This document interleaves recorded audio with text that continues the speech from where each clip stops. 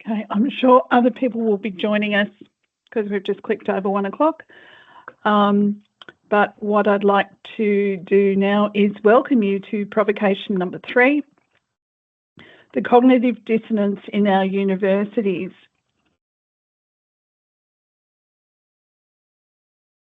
You should have received a note. We are recording these sessions and they will be made available on the hub.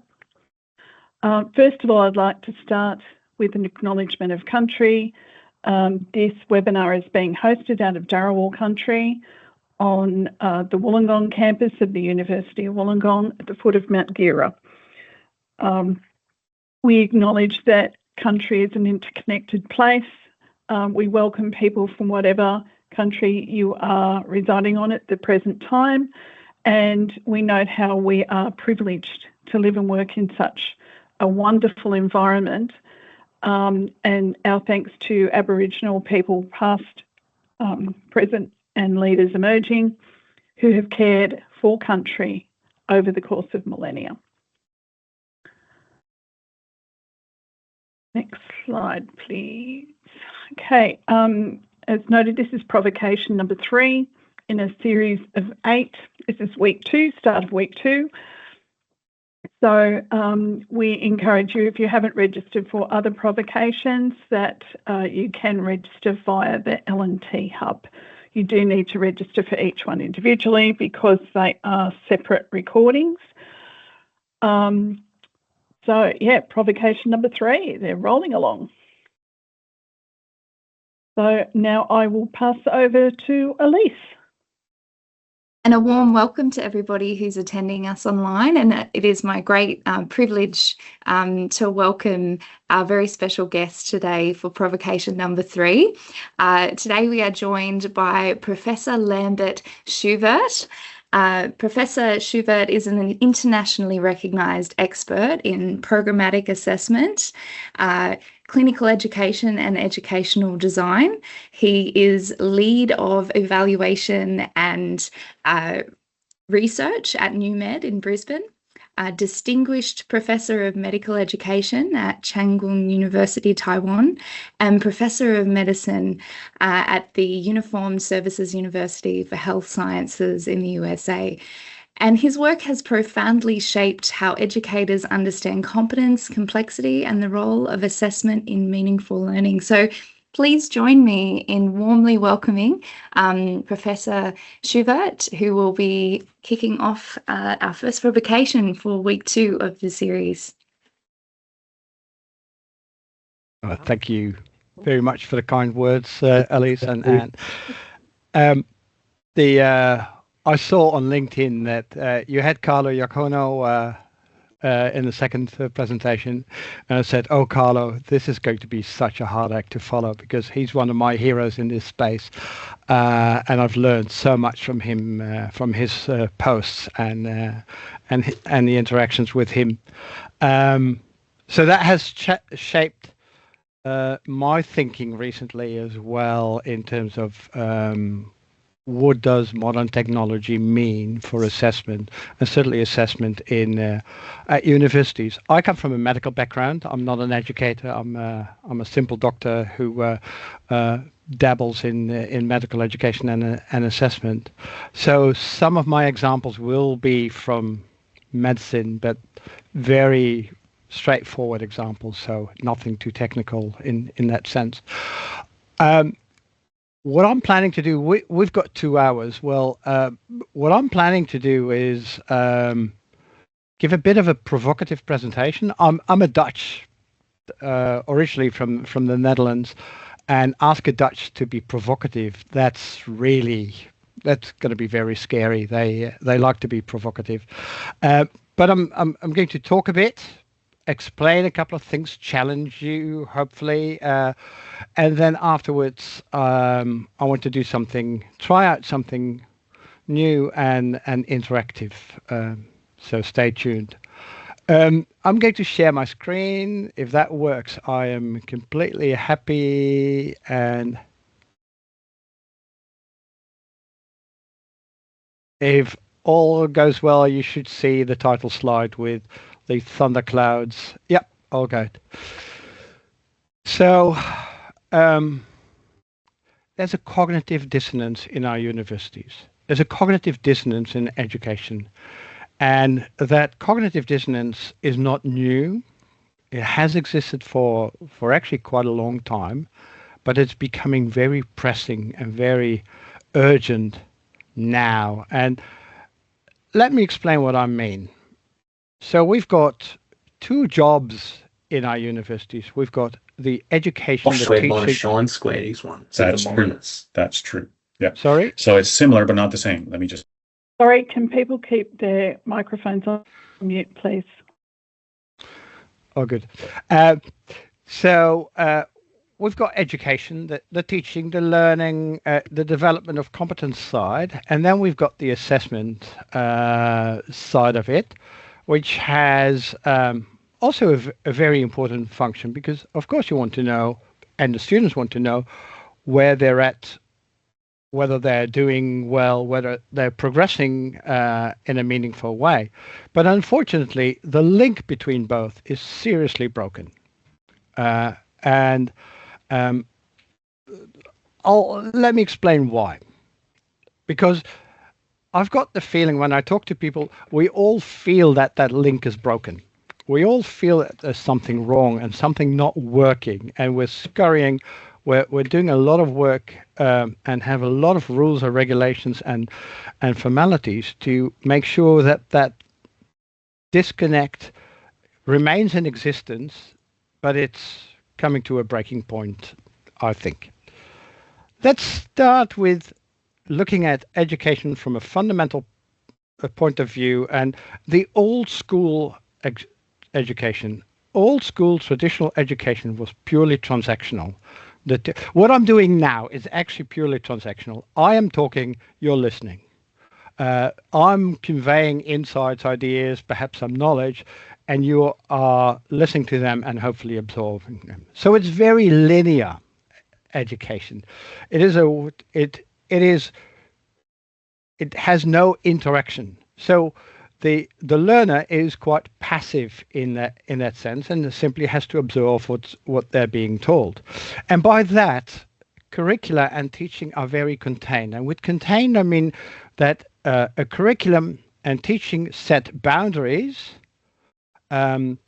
to determine what is relevant and what is not relevant. So what's in the curriculum is relevant, what's not in the curriculum is not necessarily relevant, but also what is true. Hopefully what is in the curriculum is true and can be trusted, but what's outside the curriculum may not be true and can certainly not be trusted at face value. So it's a very contained way of looking at it. And that way, the education is finite. When I've told you everything I think you need to know, when I've told you everything I know, then there is a finish to the educational process, and which is logical. Then you graduate from university, you get your degree, and that's it.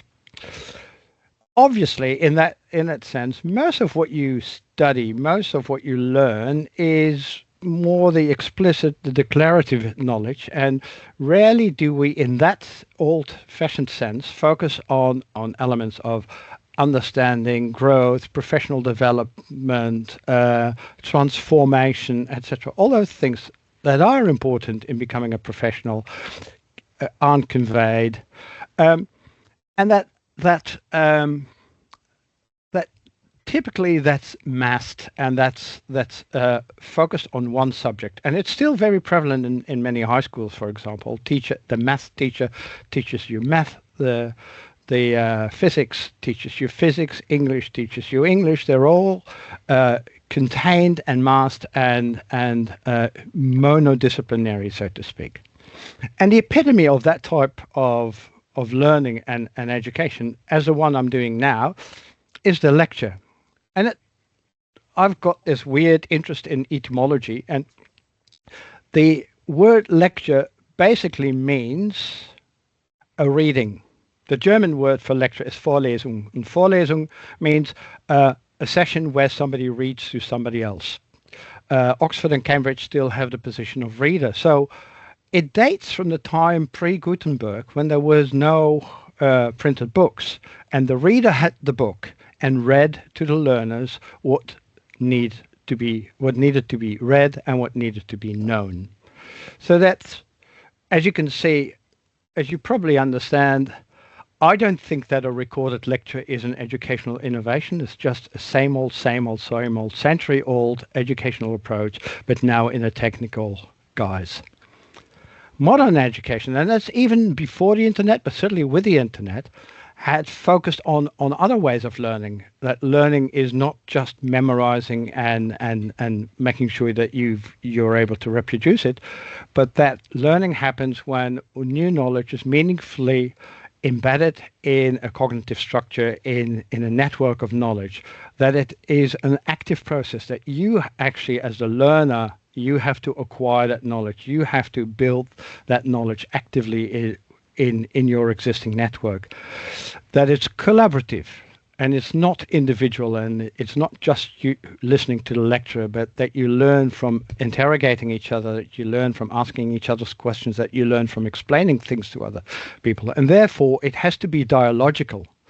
And that it doesn't end with graduation. Graduation is just a stepping stone or a transition phase or to a next phase of lifelong learning. So where in traditional education, there was an idea of that there is a certain goal and an endpoint to learning.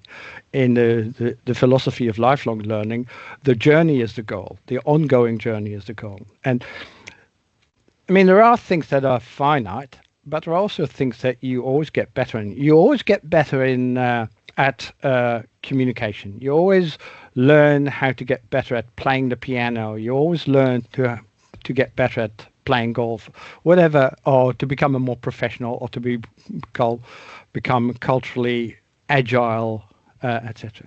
So in that lifelong learning, you will undergo transformations, moments where you suddenly have new insights.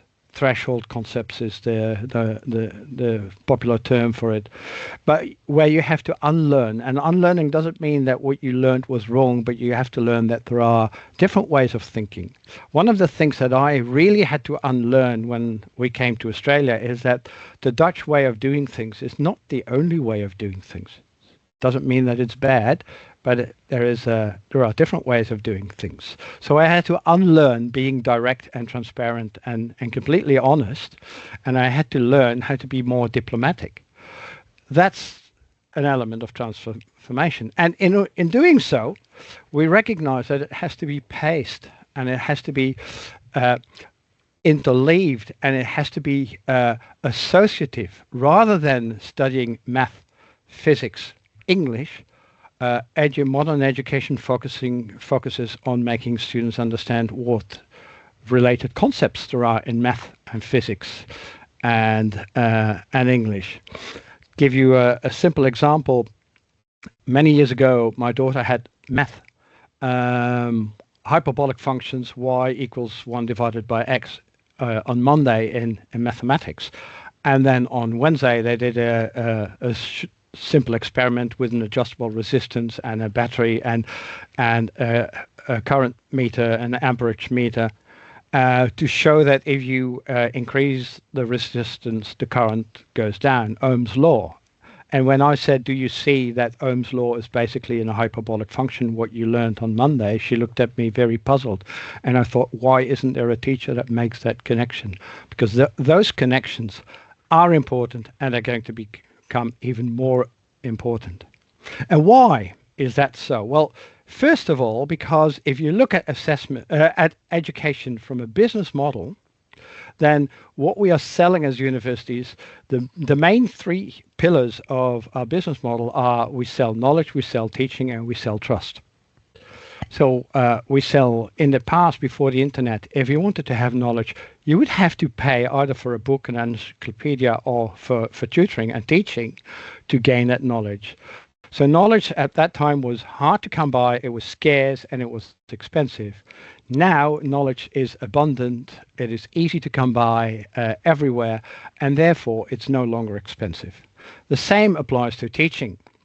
In the past, if you wanted to be a teacher, you either had to be associated with a school or a university, or you had to put in the hours. So every dollar you earned was associated with an amount of time that you had to invest. Sal Khan is a beautiful example of somebody who broke that relationship and founded this Khan Academy. And Sal made a good living. I just looked it up. His estimated net worth is $340 to $380 million. So he made a decent living out of teaching people. And it doesn't really matter whether 10 people visit the Khan Academy or 10 million people visit the Khan Academy. It doesn't bring him more work. So he broke that. And the third one is, and that's what you see happening now, is the democratization of transactions and trust. When my wife and I in Europe wanted to go to a fancy restaurant, we bought the Michelin Guide, and the Michelin Guide was a trusted source that told us which restaurants were good and which restaurants were not. Nowadays, we don't buy the Michelin Guide anymore. We just go onto Google reviews and look at the top reviews and the bottom reviews, and we look at how the owner has dealt with those reviews.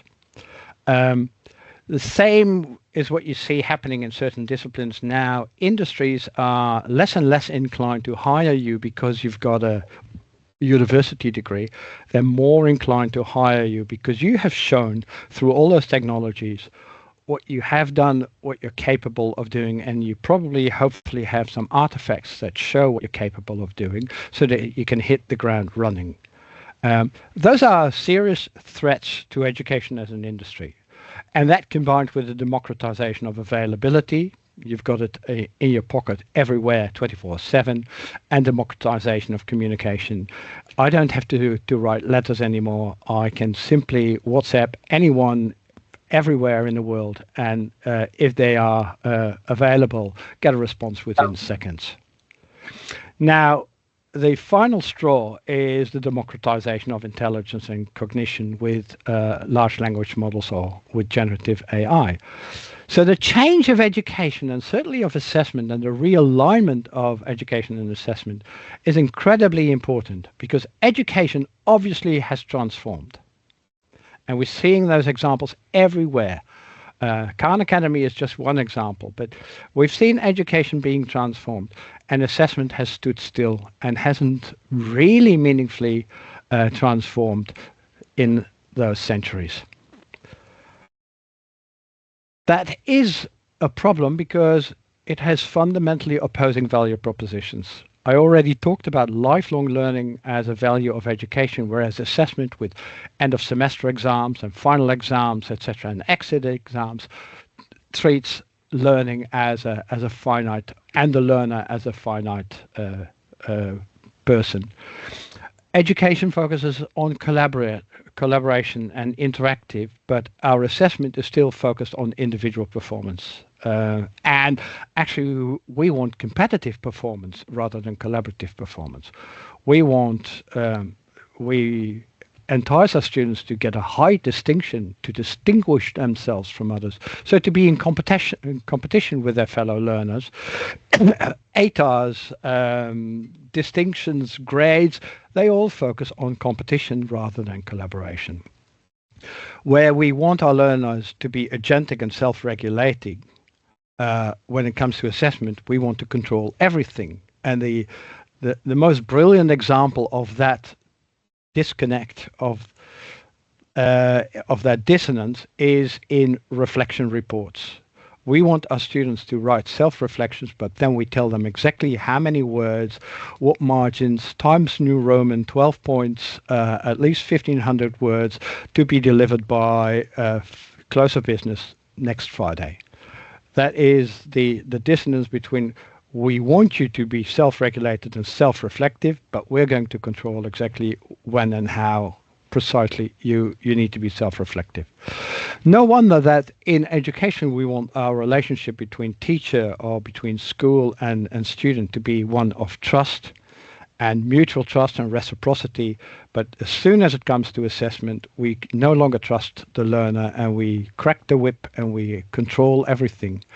If you don't believe that, have a look at your assessment rule policy and the rules and regulations and see how punitively they are worded and how much they focused on the bad student rather than on the good student. Complexity and holism are part of education, and they are espoused in education, but when it comes to assessment, we go back to linear, to reductionism, only one best answer, only one correct answer. And I know it's not as black and white as I'm painting it here, but the provocation. So if these were sets of value propositions of different organizations, fair enough. But they are two opposing value propositions within one organization, and we treat them as being compatible with each other, but they're not. And that's not just a simple misalignment, that's actually absolute 100% contradiction. And no wonder that our students feel torn all the time between different incentives, different reinforcement, pulling them in different directions. Now we could stay with this and say, well, it has been like this for centuries, why would we change? And it has worked, okay, so it is what it is. And I would argue it's not. Because at the moment, our current student agency in assessment, there are only three ways of having agency in assessment. And the first one is to study. That's a good one. Knowledge is power. Competence will always be rewarded. It will always be valuable. Then there is hope, because the unreliability, and I'll talk about the unreliability of assessment, can be your friend, can get you across the mark, or it can be your foe, and it can drop you below the mark, regardless of your knowledge, your actual competence, and your actual knowledge. And then, of course, you can cheat, and that's Goodhart's law in action. And Goodhart, for those who don't know Goodhart's law, Goodhart was a senior economist and advisor to the UK government. And his law was formulated very technically, but it basically boils down to, as soon as a measure of quality, soon as a measure becomes a target, it stops being a good measure, because people will now chase the target and not the quality of the underlying process. Well, that is cheating, and assessment has that written all over it. As soon as we use assessment purely as a quantitative measure of whether your learning was good, students will try to get that measure, get that target, and get that grade, regardless of, and certainly if they need it. I already said about the huge cognitive dissonance between studying and testing. And of course, hopefully we strive for good content alignment, that we ask what we taught, that we ask what is relevant, that we know what is relevant, that we do not ask things which are the footnotes of the footnotes or personal hobby horses, but things that are really relevant for a graduate in the future.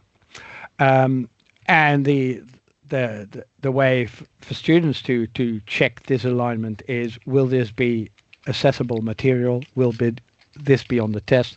They also seek to ensure that there is alignment between what they study and what they will be assessed on.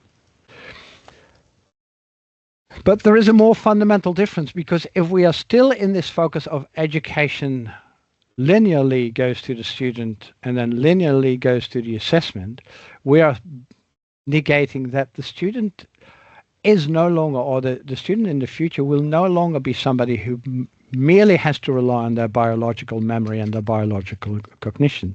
They do have access to free information 24/7 at their fingertips, or to free instruction or cognitive surplus. They have co-pilots. They can communicate real time with friends and colleagues. One of my colleagues in Taiwan is an emergency doc, and they have a chat group with their whole class from medical school, and they help each other when they've got difficult problems, and they seek a second opinion, and they seek additional information and additional thinking from their colleagues. They're already using this to work collectively. And now we've got an open access, and now we've got generative AI, or complete comprehensive study companions like Wiseowl. My daughters are both at university, and they make sure that they do everything actively without using AI. So do it as actively as possible, because I keep telling them that every time you try to outsource your learning to AI, you increase the likelihood that your future employer will outsource your competence to AI. Or to put it differently, if you try to monetize in a different way, try to monetize your competency after graduation, and your competency was mainly won by using AI in the wrong way, then you will struggle to monetize your knowledge, because it's not deep knowledge. So they use WiseOwl only for certain purposes, only to give them feedback, only to help them, only to dig deeper than they would have been able to do without AI. Hope, I said hope, because unreliability is a uncertain factor. And this is one of the many statistical analyses I did of high stakes examinations. This is a medical fellowship specialty training examination. I won't go into the details of all the stats behind it. Basically, it's quite simple. It is the you can calculate the standard error of measurement. I think I've got it here. Yeah, you can calculate the standard error of measurement with a very simple formula, and then you can calculate a 95% confidence interval, which basically tells you, and these are the original scores, whose score reaches statistical significance at and is statistically significantly different from the pass-fail score, with a famous p lesser or equal to 0.05. And it's only the people in the green bars who are statistically significant, have a statistically significant result. So to the right, there are the true passes. To the left, there are the true fails. And all the red ones are in the error bars. This is a very expensive, single event, high stakes examination. So students, the second agency is that students can only hope. And of course, they can cheat. And while in the past you had to work with little notes that you wrote yourself and that you hid somewhere in your clothes, now you have to focus. Now there are so many things that students can do. One that I didn't even write on here is with online proctoring. There were discussion boards of students sharing different types of Python scripts that they could use to divert the video signal from one camera to another, so that it looked as if they were looking at the screen, but in fact they were doing something else and looking up the answers on a secondary device. Technology has magnified the ways students can cheat. So what are we afraid of with the emergence of technology? We're afraid that students won't learn anything anymore. That's a very old one. There is I think it was Aristotle who told the myth or the story of Theus and Themis. And Theus, the god, was bragging, telling Themis, the god king of Egypt, that he had now invented script, and Themis said that will make people lazy. Instead of having to remember everything, they can now simply write it down and read it again. So the whole idea of technology, any invention of technology, will make you cognitively lazy is not new.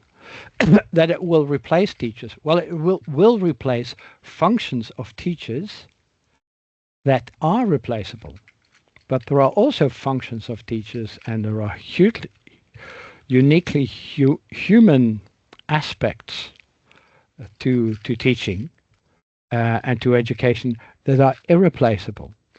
And as the saying goes, you won't be replaced by AI, you will be replaced by somebody who knows how to use AI.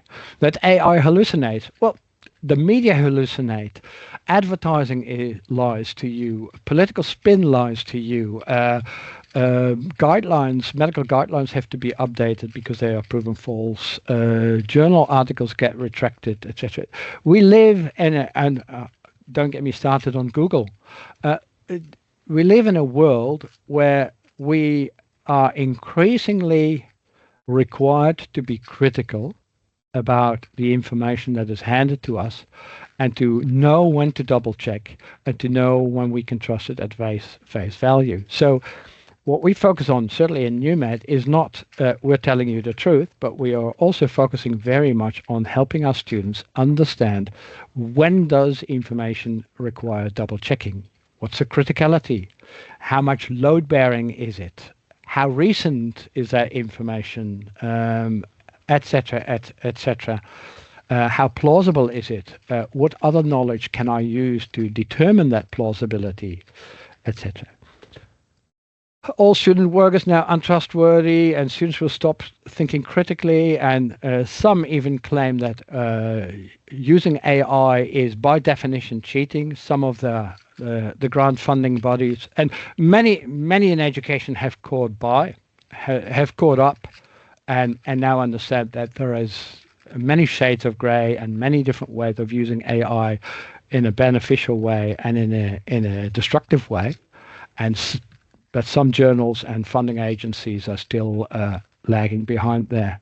And then finally, this problem will go away, and we just can solve it with better detection tools. These are all things that will, in my opinion, will not work. But what we should be taking very seriously is job displacement.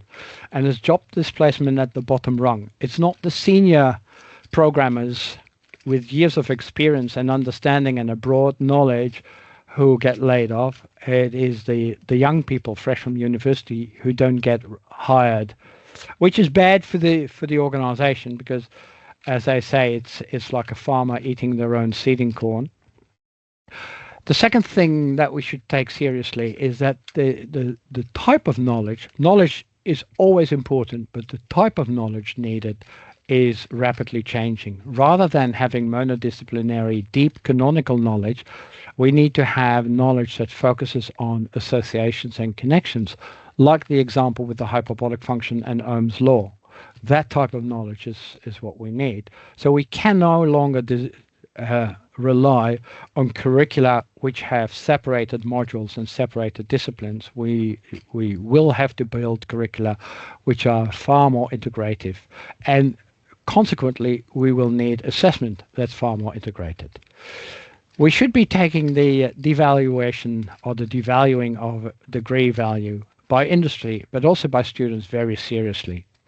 Again, my daughter wanted to do an honours, but 1 year in, she said, an honours is not going to bring me anything, and it's going to cost me a lot of money, and it's not going to bring me anything because I won't learn much that is relevant for my future. And yeah, if I ever want to do a PhD, but why would I do a PhD? That brings me, there's no return on investment. Then we should be thinking very seriously about the risks of AI. And if you ever got some time left, read Dario Amadeus. He's one of the CEOs of Anthropic Claude. Read his essay, The Adolescence of Technology. And he talks about these things like autonomous developments, the AI going rogue, malicious operators using AI, the economic disruption, the uncertainty, etc. We should be taking seriously that Jevons paradox will happen, and we could, by overlooking it, Jevons paradox basically says that you would think that if things become automated or automatically available, that would lead to job displacement, but sometimes it's the opposite. Sometimes there is more need because now people will try certain activities like making beautiful slides without a designer, professional designer, will try these things because they are now within reach. So in the past, I would probably have, 50 years ago, I would probably have used either a blackboard or overhead transparencies and had a very simple layout. Now I can focus on making it nice, having some pictures.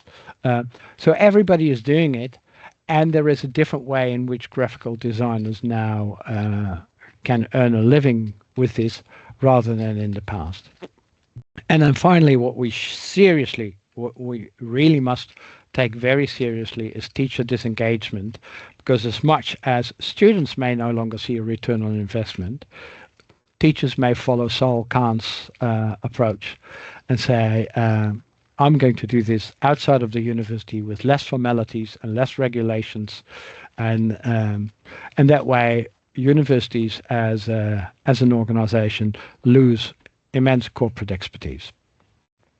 But assessment, regardless of all these threats and developments, assessment still focuses or assumes stability, while there is no stability in the future. It's very uncertain. We're dealing with a very unpredictable and uncertain future.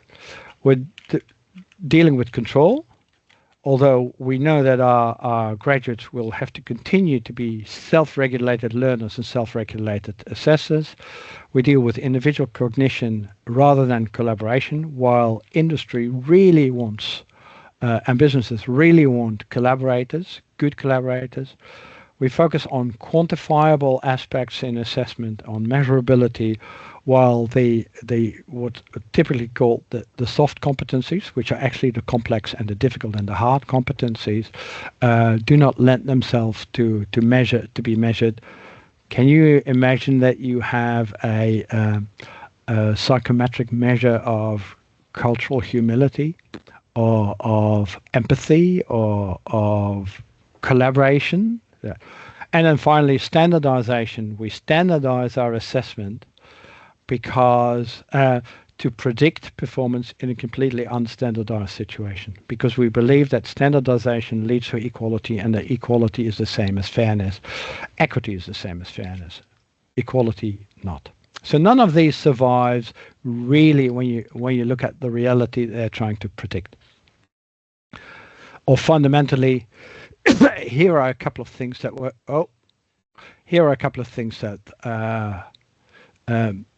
are troublesome with the assessment at the moment. Focusing on one-off measurements, we're adding apples and oranges. In a clinical test, we would easily say to a student, your knee examination was bad, but your abdominal examination was great, so on average your skills are okay. Can you imagine in real life, you come into your GP and you've got a knee problem, and the GP says, well, I can examine your abdomen instead. That's not how it works. If your knee examination is bad, you need to find other information to understand why the knee examination is bad and what the student needs to do to get it up to par. We focus on rigid methodologies. We focus on format instead of content. Ask somebody how they assess, and you typically get answers like, oh, I use open-ended questions. Tells me nothing. Or I use multiple choice questions. We use oral examinations. That tells me nothing. The validity, the value of what you assess is rarely determined by the format.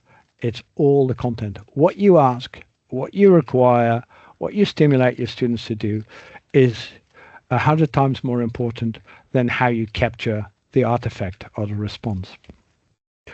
We perpetuate a sense of unfairness. And we know it's unfair, and students know that it's unfair. And that's probably the biggest driver to student cheating, is the fact that they see that disconnect between that misalignment or paradox between what you want them to do in education and what you want them to do in assessment. And they feel that they're be treating unfairly, and that they're being ambushed, and that they have no agency over that situation. Traditional assessment is only done to the students. It's never done with the student. So is it all doom and gloom? No, not really, because there's much around that we know that can deal with these issues. We have assessment for learning and programmatic assessment. The technology does not only pose problems, it also poses incredible solutions. If much of that simple knowledge transfer and the more mundane aspects of education can be supported by technology and AI, we could actually spend our valuable time on the things that are so important in academia, the critical thinking and the academic thinking and the dialogue, rather than putting a lecture online. We can give richer feedback. We've been experimenting with it already at NewMed, and never use AI to replace human feedback, but to support and to augment human feedback. I'm going to focus in the final couple of minutes, focus on two things: the assessment for learning and programmatic assessment. Just in a nutshell, because there is in my view, a misconception between assessment for learning and it's often confused with formative assessment. Formative assessment is something that happens in the old idea about, in the more traditional views on assessment, where you say, well, here's an assessment like the real summative assessment, but the thing is you won't get a grade, you will only get feedback. But assessment for learning is quite different. Let me show first. Let's say this is an assessment of learning program, and you've got 5 pieces of assessment. Every assessment leads to a score. That score is summative, determines whether you pass or fail. If you fail, you have to redo the assessment or redo the course component, and if you pass, you go on. And in the end, we somehow magically combine those scores into a final score or a GPA. And of course, we can give you feedback, but that feedback is never followed up, and it's just purely formative. Assessment for learning is exactly the opposite. Let's say I've got 5 pieces of assessment. These 5 pieces of assessment lead to a score, and the score is formative. Here is where you are in your lifelong journey. Remember, it's an infinite, it's a lifelong journey and not a finite element. And here's feedback, extensive feedback, but we expect you to take this feedback seriously and show that you're learning, and show that you've dealt with the feedback. Let me give you an example. Many years ago, I taught research to medical students, and one of the aspects was that they had to write a research proposal. And the idea was just to make them aware that when you develop a research proposal, you have to make decisions about what's your precise question, what variables are you going to include, how are you going to operationalize those variables, etc. All that thinking. So I taught them, for me, it's just about you giving all these things a serious thought, that you know that research is always a matter of making decisions. Methodology is always a matter of making decisions. Now, if you do the work and you hand it in, you will get a non-graded pass. I just want to see that you've done the work. But you can choose to submit a draft proposal 2 weeks before the deadline, and I promise you that you will get extensive feedback within 24 hours. But then my feedback is not for free. So then if you take my feedback, then when you submit the final proposal, I want a track changes version and a covering letter detailing exactly how you've dealt with my feedback, because my feedback is not for free. And if you take my feedback and not use it, then you will fail. So that's a principle of assessment for learning. You get feedback, you have to engage with the feedback. If you don't engage with the feedback, then you fail. If you don't engage once, that might be an incident. 2 might be coincidence, 3 is a pattern, 4 and requires a warning, and 4 is action. So the assessment for learning focuses on the quality of the learning and not the quality of a score. That works well with an approach to assessment, with a programmatic assessment, and central, and sometimes unfortunately forgotten in the literature, central starting point for programmatic assessment is that you meaningfully combine information. The student who didn't do well on the knee examination, I need to look whether I can understand at other pieces of assessment, whether I can understand whether this is because the student didn't know the technique didn't know the anatomy, didn't know the pathophysiology, and didn't know what they had to hear or say or feel, didn't communicate well with the patient, didn't have enough structure in their thinking and in their approach. I need to know this, because only then can I give the student feedback, and only then can I expect them to take up the feedback, turn that into learning activities, and show on the next occasion that they have successfully mastered the issue that was a problem. As soon as I dilute that information with, well, your knee examination was only a 4 out of 10, but fortunately your abdominal examination was an 8 out of 10, so on average you're a 6. As soon as I dilute that information, there's no way I can actually have an assessment for learning. Obviously, that means that if I give feedback, it's not after a final assessment, because students go on holiday after a final assessment and they couldn't care less about your feedback. So it has to be a longitudinal approach where the decision moment may be at the end, but the decision moment is always decoupled from assessment moments. And of course, I need multimodal. I need different ways and different approaches to assessment to make sure that I see the information, that I see the performance and understand the performance and the issues, the learning issues, from different viewpoints. That way, the decision making is proportional, and it's never a surprise. If this is an ongoing process during the year, the final decision of whether you're ready to progress to the next year will not come as a surprise to anyone. Final exams may come to us as a surprise, but certainly not in this case. People have seen it coming, and a good school will already have supported the student and have intervened. That leads to requires rich feedback, a more holistic approach to competence, and that way, and in the way you communicate and in your transparency and your processes, an optimal adherence to fairness. This is what it roughly would look like. You collect all kinds of bits of information over time, see them as pixels. People sometimes say data sources or data points. I'd rather see them as pixels that generally increase the resolution until you've got a clear picture of where the student is at and whether the student is ready to progress to the next phase. And that's a decision you can then make at the end of the year or the end of a semester. That's what I wanted to present. Do you have any reactions?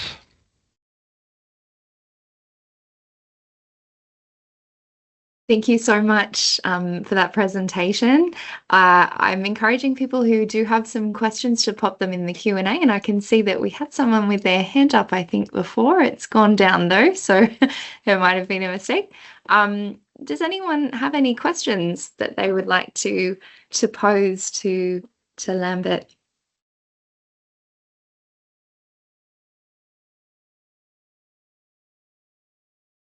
Monsi. Hi, Lambert. Thank you very much. Hi, You're thanks welcome. very much for this very thoughtful, thought-provoking, I should say, talk. And I guess it's interesting to hear you. Obviously, from your provocation, you have an underlying assumption that, I guess, learning is the highest objective. And I think that's true for pretty much all of us as educators. But I guess in a world where universities have become much more transactional from the perspective of the students, they come to university with a very wide range of expectations of what university experience will be. You know, the kind of sayings, P's make degrees, is often, you know, students will often know exactly how many marks they need to get in that final exam to pass the subject, and anything more than that is a waste of their effort and time. And obviously many view university as the ticket that will get them somewhere, not necessarily not here to enjoy the journey, but more how can I game the ticket to get to that lucrative first job offer or whatever. And we see this extensively in terms of the gaming of ATARs at high school as well, and the subjects they select. I guess my question to you, we all rate learning as the prime objective. who are we to impose that on students? Are perhaps students' interests and teacher interests no longer aligning? And is it possible that students have seen something in this new AI world that the rest of us haven't? I don't know. That's my question to you. Yeah, I think that's you're asking something that's the crux of the issue. A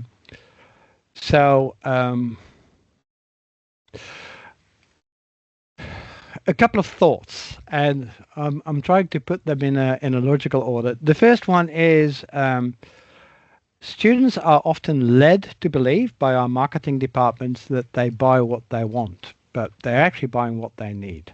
And what you want and what you need is not always the same. The second thing is that, well, I would always say to my students, and I have said this to a couple of students of mine very often, you're here to get the degree. You might as well spend the time on learning something. Because the degree, and that is long before AI came along, the degree will, up until a couple of months ago, help you gain entry into the labour market. But it's your competence that makes you successful in the labour market. So what good is it for you to get a job and then not be successful in it? That's and that's an old one. But now, unfortunately, the degree is less and less important in gaining entry into the labour market in certain disciplines. Where programmatic assessment for learning has been truly implemented, and not the discursive, half-hearted way that often seen, but really as a fundamental approach. The problem is not students studying not enough. The problem is students studying too much. I had to tone down, from a personal experience, but I had to tone down students and saying, now, 80 to 90 hours of study per week is too much. You really need to make room for hobbies again, and you really need to work, and you and I are going to work to turn this into a manageable thing. Why? Because passing an assessment is something that is finite and you're done, but learning is infinite. Now, that doesn't work for all students. And there are students who couldn't care less. And there are students who, even after being in such an environment for more than a year, are still, tell me what's on the test and I'll study it and I'll pass the test. Absolutely. But do I want to build a whole assessment system just for those students? I don't. I'm a frugal Dutchman. I don't like to spend all my money on 5% of the population. I'd rather spend it on uplifting the 95% of the population. But we do talk different languages when we talk about assessment and we talk about education to our students. Sorry, that was a short question, Martin, and a very long answer.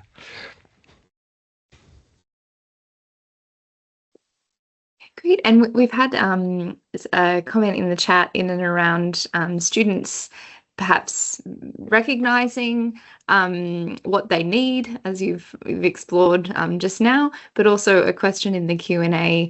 Robin's identified a theme that's been emerging across the 3 provocations so far around the importance of skills like evaluative judgment, and poses the question, how often do we present our students with opportunities to develop this skill, not just in the use of AI, but in the development of students who are continually learning and exploring completely beyond their formal education contexts? Yes, I couldn't agree more. My kids, it's getting warm now. My kids roll their eyes and they say, "Oh God, Dad, I ask you a simple question, and why do I get a whole lecture and an explanation about the etymology and the origin and how it's related to everything?" And I keep saying, because it's important. I want you to read this. I want you to challenge me. I want you to ask me questions. I want you to discuss. I want you to. I'll give you a quick example. We're trying out how we would deal online with our students at NewMed. We're trying to, hopefully our future students, we're trying out how would we deal with a question and answer forum online. And one of the principles that we have is that when we ask our students to come face-to-face or online synchronously, then we cannot have a talking head or a linear and transactional thing. That's a waste of time. You can do that offline, you can do that asynchronously. So how do we do a question? There was one, and we posted a couple of questions. So here was a question where it was about connection to country from a First Nations health perspective, social, emotional well-being models, etc. Connection to country. So what we did, instead of just answering the question, we put up a poll. Bear with me.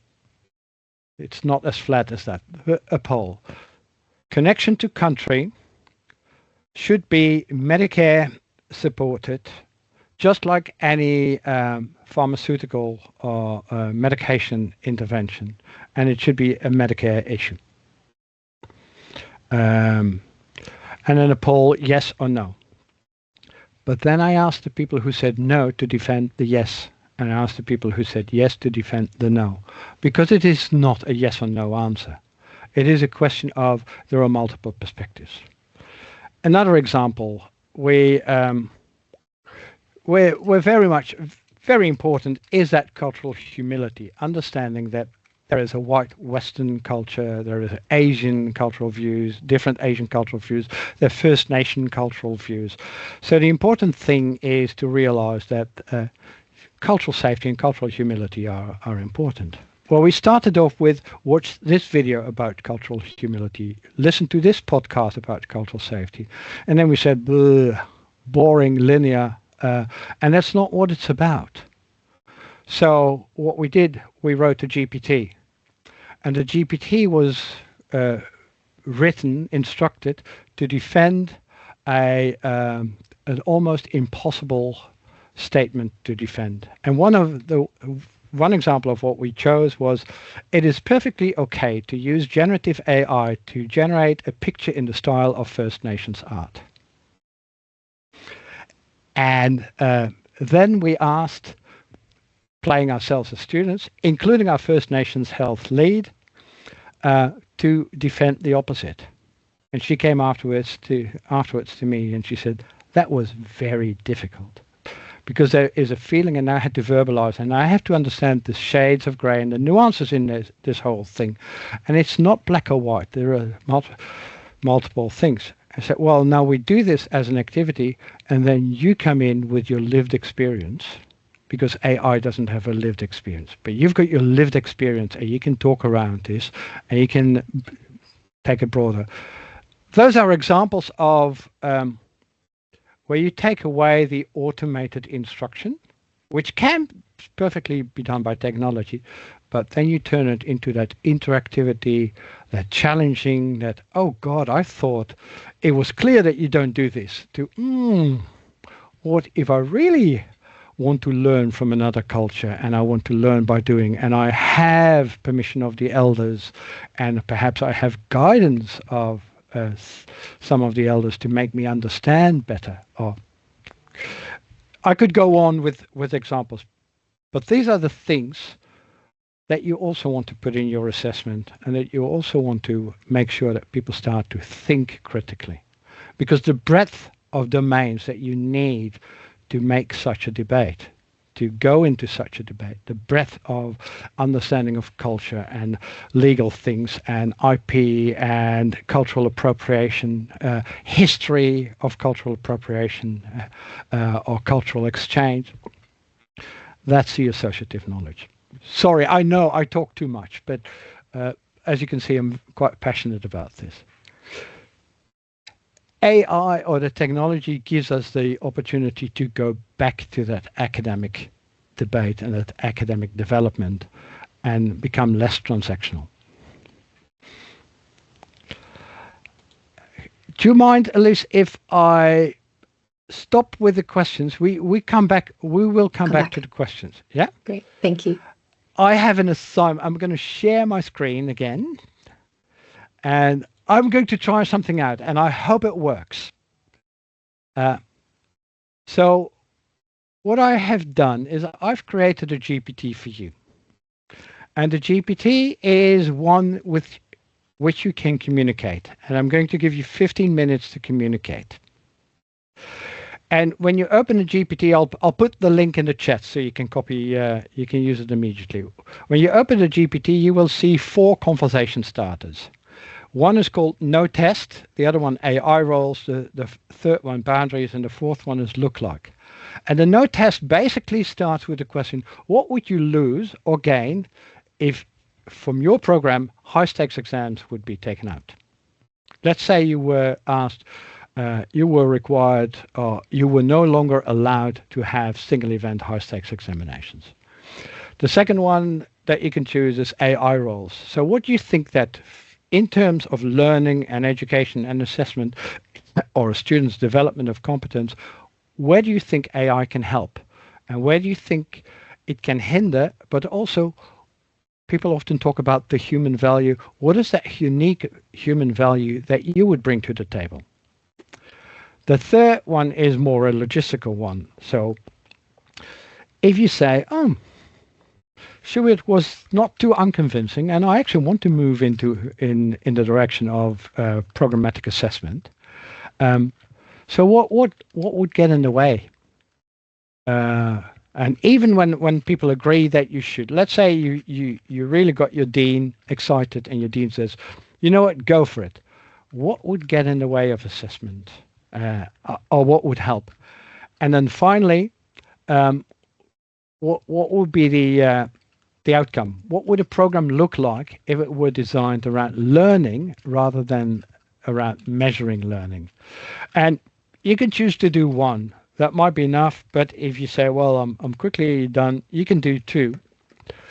Because afterwards, and I'll put that again, when you are done with the conversation, let's say 10 minutes, 10, 15 minutes, you can copy the whole conversation, very simple, by either hitting Control P or Command P for the Mac, and I'll leave this on for the Mac. But that's a print command. But if you don't choose a printer but choose as save as PDF, you can save it any way you want, and give your PDF a name using the first words, the capitalized words, and then perhaps your name. So in my case, let's say I've done the first one, I would call that no test Lambert.pdf. And then I will post 4 links, and you can for where you can upload your PDF. Does that make sense? If so, I'm now going to share. I really hope this works. That will be fun. I'm going to share. Here's a link to the PDF, to the ChatGPT. So feel free. I'll get back to you in roughly 10, 15 minutes. Feel free. Make sure that you save your conversation with that Control P or Command P. I've analyzed, and sorry, it's new for me as well, but what I've analyzed is the 4 uploaded documents about what you think AI can and cannot do in supporting a student's development. And these are the discussion issues that emerged from it. So the participants were clear that AI cannot know a student the way a human teacher can. But in your own programs, how much of that relation and knowing is actually happening right now? Or do you have workloads already eroded it? What do you think of that? So we are clear that it is that interaction, that human interaction, that relational thing. Can you have that relational, personal relationship with your students?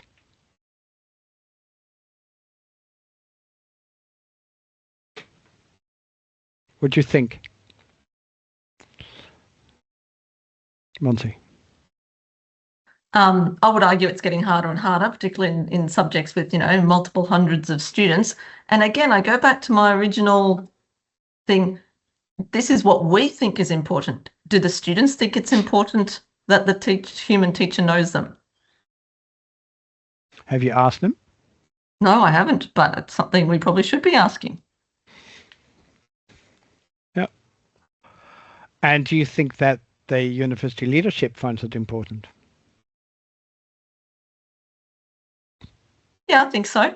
I think if you look at pretty much any university's advertising, knowing the student in a human way is often a part of the what is advertised. Yeah, but is there money put into that? No or comment. am I asking the wrong question? No comment. Yeah. Sorry, I'm not going to put you in a tight spot, but yeah. Michelle. I was just going to say, there's a few of us here who are in teacher education, and the very first professional teaching standard is knowing your students and how they learn. And so I would think that in our school anyway, in that space, we try to model what it is that we want our students to achieve as teachers. And how do you do that? Yeah, it's a great question. I think it's, we also have a list of inherent qualities that we expect from students that they come into the program with, and so that they know what's expected of them. So I personally do believe that relationship is possible, even in large cohorts, 300 and something at the moment. And, I think it's important to show how. And when you say, how do you do that? How do you show how, like, I smile and I say hello and I let them know how my weekend was. And when they stop me at the mall, I get introduced to their grandmother. And that's part of, relationship building to me. Now, I have a Klein Beige Dutch in me as well. So I have to be careful with what I say, but, we're also Canadian. So when you mix with Canadian and Dutch, you're honest and kind at the same time. So maybe I'm a little bit different. Yeah. Yeah, absolutely. Just one follow-up question. How would you do that in assessment? Because in education, it is, I think, more obvious. Yeah. But how do you do this personalization in assessment? Yeah. So I think, I was writing this when I was having this chat with the ChatGPT that you set up. I'm teaching a class where the class has been taken out of the university and actually into a local school, and the local school takes on the 300 university students every week. We have 150 in 1 week, that half in the morning, half in the afternoon, and then the other half. So there's lots of opportunity to watch, to let them practice, to let them make mistakes, to sit down and have conversations about how to fix this. So when they do go out and they're actually practicing in the real world, they've had some human connection and some time and space for asking questions, making mistakes, building trust, all those things that we learn in kindergarten, right? And so it comes back to that comment about these core skills that we have about how to talk with people, how to be with others, how to treat one another, and I think it's a big part of what we do at every level of education to make people ready for, society in general. So in an assessment task, it means not getting everything perfect the first time around. Yeah. And that's where technology can actually be your friend, can't it? You've got your placement in the morning, and in the afternoon you work with what you've learned during the placement, and the next day you come back and you said, would you mind having a look at this and this and this? I've worked on it. Yeah. Mona. Hi everyone. So I'm joining from Dubai, and just to quickly want to share, my experience with this, because it's something I noticed when I started working here, the importance of knowing your students. Because something I noticed here in Dubai, I teach PG, postgraduate master students, and I happen to have a smaller kind of, cohort in comparison to the undergrads. So we usually have a class of 25 to 30 students, which is ideal to get to know your student. But something I noticed when I started working in Dubai is that our PG classes, postgraduate classes, starts at 6 p.m. It goes for 4 hours, so we finish usually 10 p.m. Something really, really challenging to our students, and a lot of them are professionals, meaning that they have daily jobs. So when they come to the university, to the class, they're tired, they're exhausted. A lot of them have families, kids. So when they come to the class, maybe they didn't even have a chance to have lunch. There's so much in their minds. So I realized that I need to know my students, their emotional needs, their physical needs, their what they do in life in order to understand, how to help them, how to support them. So we decided in our program to center our first session, for example, in each semester, around getting to know each other. So we do a lot of activities around that. And the goal from these activities is not just me getting to know them, but I want others, their peers, to get to know each other. Because if I can't support my students for some reason, I want other students to be able to kind of, have that close relationship where they can help each other, support each other. So we do a lot of kind of, emphasis, especially at the beginning of the semester, around that. And the other thing that I try at least to do a lot is that in the class, when we do activities, especially when we do group activities, I go around the students and I try to kind of observe them, working on that activity, so I'm able to identify any students who is struggling with communication, for example. They're like not really talking, they're shy, and when I identify that, this is something that I would kind of follow up on, like later on. So I would kind of encourage them to maybe to participate more, maybe to collaborate more. And that also led me to come up with the idea where I have a student mentor. So the student mentor is a student in the class, maybe a little bit more senior to the others. So like they've been in the program for a bit longer. And I kind of, I tell students, if you're struggling with something, when I identify that a student is struggling with something, let's say academic writing, or or they don't want to ask me because I'm the lecturer, they can always refer to the student mentor to kind of provide more support. The last thing I do, and this is for the assessment, I spend a lot of time on a grading assessment 1. And I say this to the student, that assessment 1, I'm going to sit down and I'm going to spend as much time as I can to give you feedback. Because, I want you to use that feedback from assessment 1 and, all the other assessments. And through that feedback and through, like how students act on that feedback, I get to know to know their weaknesses and to know their progress as well. Thank you. And how do you collect that feedback? How do you make sure that you can follow up on that feedback?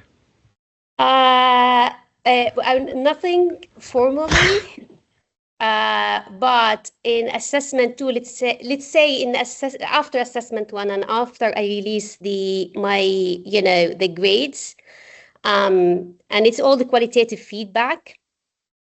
I do like a short session with the students, making some comments about the feedback and the importance of that feedback, and how they can use it. And I'm also I'm happy to do like 1-to-1 sessions with you if needed, if you don't understand my feedback or how to implement it. And in assessment 2, I usually, when I give feedback on assessment 2, I refer to assessment 1's feedback. It's like, you could have, like, well done, you have kind of, made the progress, you kind of, use that feedback from assessment 1 to inform your work. Or if they haven't done that, I would also like write a comment on that. Beautiful. That leads into the third issue on the slide is the efficiency trap. So AI can make learning feel smoother and faster. And are we at risk of students missing developmental experiences that only come through struggle and ambiguity? And how do we design for that productive discomfort? I think that's one of the central questions at the moment, is the issue of satisfying and thinking that a shallow explanation is deep enough, and trying to avoid the struggle. Humans are inherently trying to avoid struggle and difficult situations. So what do you do, Monty? Sorry, I raised my hand before you asked that specific question. I had more of a comment rather than an answer to your question. I'm personally really concerned that if we all think about the Dunning-Kruger effect, that like the fact that people think they're familiar with the material, and then they realise how little they know, and there's an initial peak, then a trough, and then they reach mastery.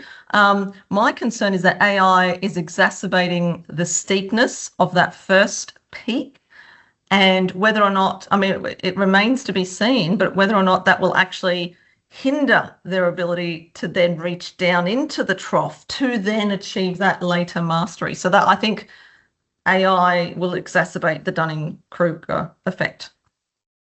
If we just, no. If we just leave our students to that, and or even worse, if we tell them you're not allowed to use AI, and we'll use Turnitin to determine whether you've used AI, we're actually playing into that. So one of the roles, I think, as educators and assessors, is to guide our students in understanding that learning will remain a struggle. My favorite analogy is you go to the gym and you could ask your personal trainer to lift your weights for you and then feel strong, but your personal trainer is there to make you lift your weights and get your fitness up, and not their fitness up. And if you use AI as to lift your weights for you, you're doing it wrong. And again, that we've combined that with a whole stream of using artificial intelligence and digital health for learning and what it means for the healthcare. There was somebody else with the hand up. Ellie, was that Elkie?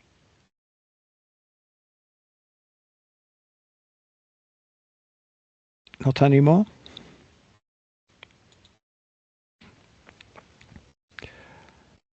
There was a concern in the documents that AI could weaken educators' sensitivity to human thresholds. So what practices or structures might help educators to stay attuned to students, even if AI becomes more embedded?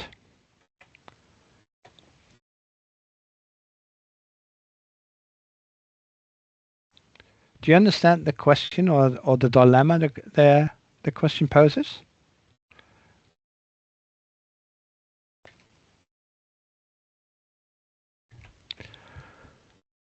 So how do we, for example, if we design assessment activities, how do we determine what's relevant? How do you know that what you're asking is relevant now and will be relevant for the future? What guidelines do you use, or what heuristics do you use?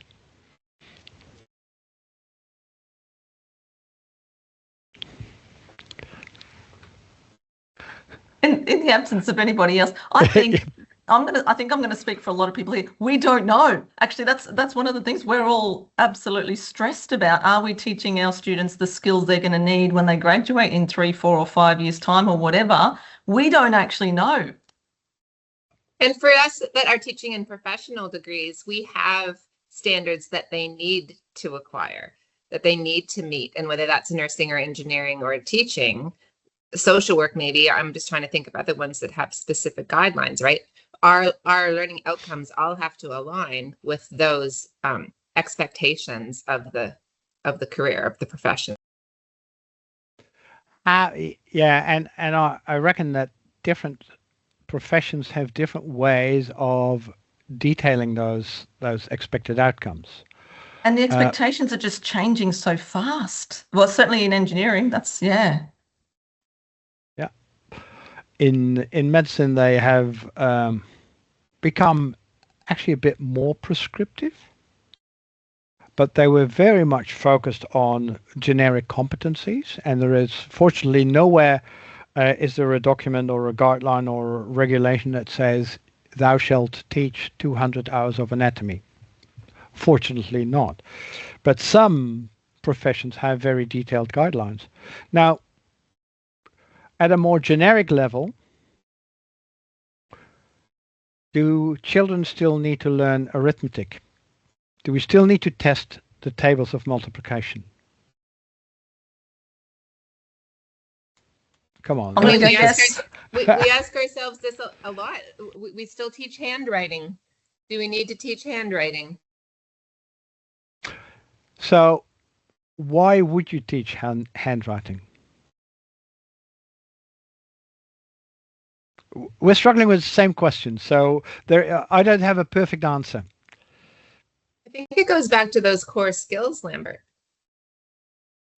There are these core, I mean, you call them soft skills. I like to call them core skills, but there are these skills of communication. And one of those is being able to have written communication. And so it comes back to, what are the core skills that we're trying to ensure that our students leave us with?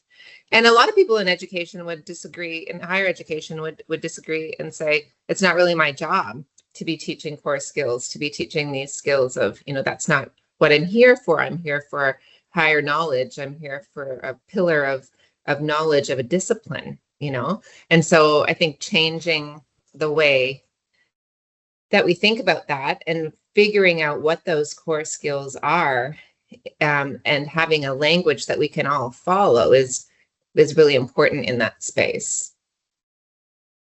Yeah, and it's a central question for your assessment. We banter with our children and we tell them, well, ask a question that a Gen Zer can't answer. How much is 7 times 8? And then they look at us and say, well, you needed it in the past because you had to do your long divisions and long multiplications with pen and paper. We don't. And I am old enough or experienced enough not to use the what if the batteries run out argument. Or what if you don't have Wi-Fi argument? That's a non-argument here, because you will find batteries or you will find Wi-Fi. But it makes you ask a question, is there something like basic numeracy? Is that important? And a question that we have in medical education at the moment is similar. There's an increasing use of AI scribes. So they listen to the consultation and summarize the consultation and put it automatically in the patient notes and write your handovers and your discharge letters and your referral letters automatically, which is a huge advantage because as a doctor, you can now fully focus on your patient and you're not typing. That's a big advantage. But now the question is, do we still need to teach note-taking and handovers and writing discharge and referral letters? So we started questioning that for ourselves, and we started doing a hermeneutic lit review and saying, okay, if we, under the assumption that writing and thinking and summarizing what you've just heard is an important part of problem representation and critical reasoning, then what would be the theoretical assumptions about why it's useful or not useful to write those things? So we're actually doing research in this area because we don't know what's relevant and we don't know what will be relevant in the future. But for our assessment, it's incredibly relevant that we design our assessment in such a way that we would allow our students to use any technology available to them, because they will have the same technology in a later practice, in the future practice.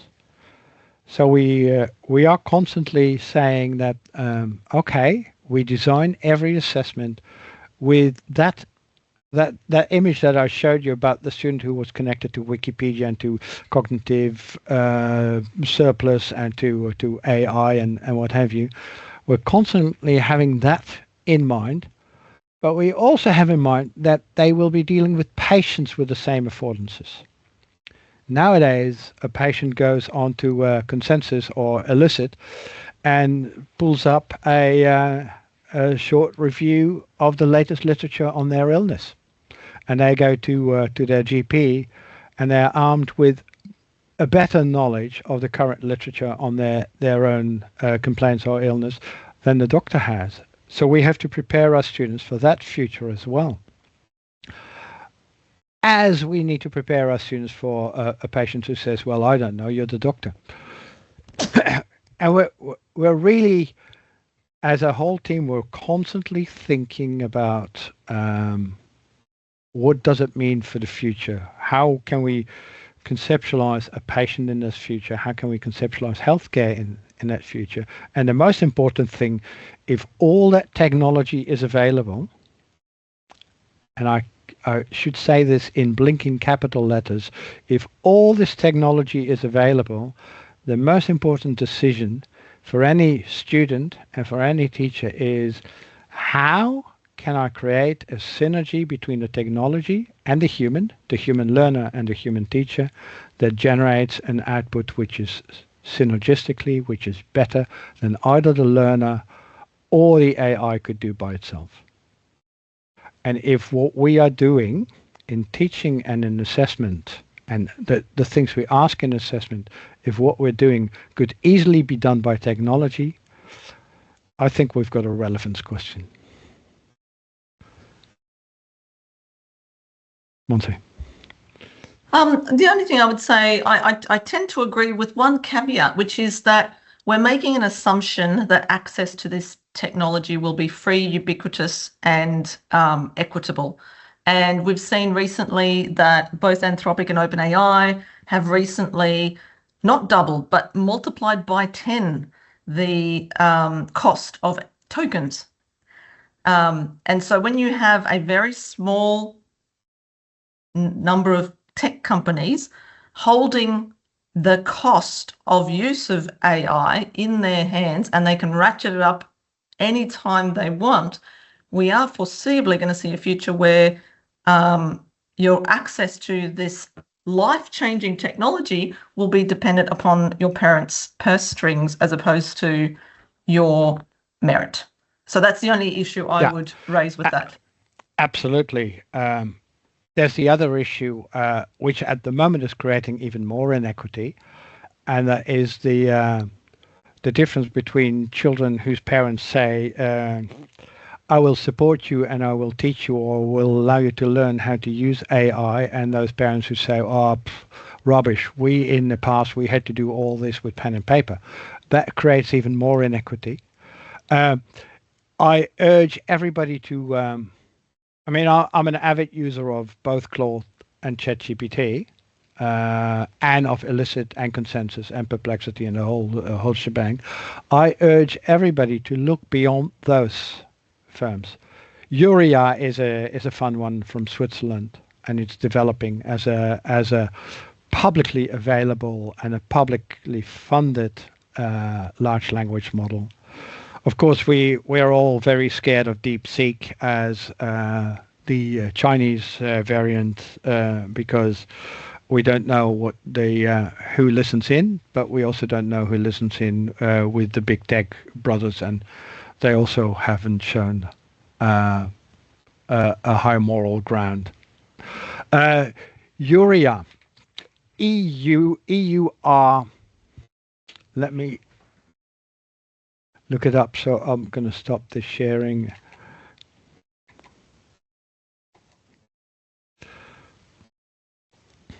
I'll give you the address.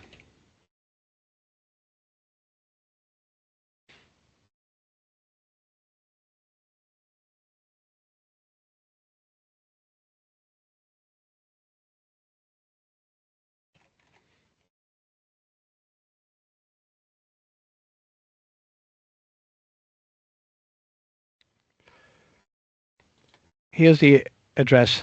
It's a Swiss publicly funded AI, and it's starting up. And it's, for example, the heat coming from the data center is used to heat houses. So they want to be environmentally responsible, publicly responsible, and more moral in this. I have very little experience with DeepSeek, but it's worth, yeah. And I think it's free, yeah. I haven't used it because I'm looking for an API and they don't have an API yet. So I want to, as soon as they have an API, I'm going to connect our software to it. Yeah. Is there anything else? And I just wanted to, what I will do is I will analyze, put all the documents through the analyzer, and I will put them in one document. Let me give you, and that's the final one. So if you're interested in downloading all that we have done, then here's the link.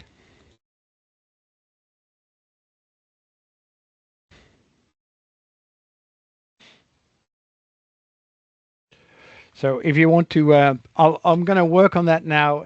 Give me half an hour and I'll have everything ready. And then I'll have a summary of all 4 questions, plus some of the discussion points that we discussed now. I'll put them in one document, and you can download that document from this link. That's all I wanted to share with you. And sorry, it didn't really go very, very smoothly with the technology, but the idea I wanted to show is that we work together to create something which is discussed in real time, and generates an artifact that anyone can take and use in their further studies or in your part in further teaching. Do you have any final questions? Oh, sorry. No, Elise? I was just going to say we're just up to the 2 hours now, which I know people had booked in their diary. I really wanted to thank Lambert for this, generating the discussion, but also a different way of having an interaction with generative AI, which look forward to seeing those summary results, which we'll make sure get shared, and we've got a copy of the link, so we make sure that people do get access to that. But want to thank those who've been able to stay here for the whole 2 hours. We know people have had to duck out to teaching and other meeting arrangements, so we thank you for sticking with us. But there will be recordings of this made available as well. So thank you very much, Lambert. We really appreciate your time and also provoking us into further thought. So thanks, everyone. Thank you. Thank you so much. We look forward to seeing you all at the next provocation and catching up with Lambert later. Thank you so much. Thank you, Lambert, really. Thanks, everybody. Thank you, Elise, for the help. Bye. Thank you. Have a lovely Thanks, everyone. Bye. Bye.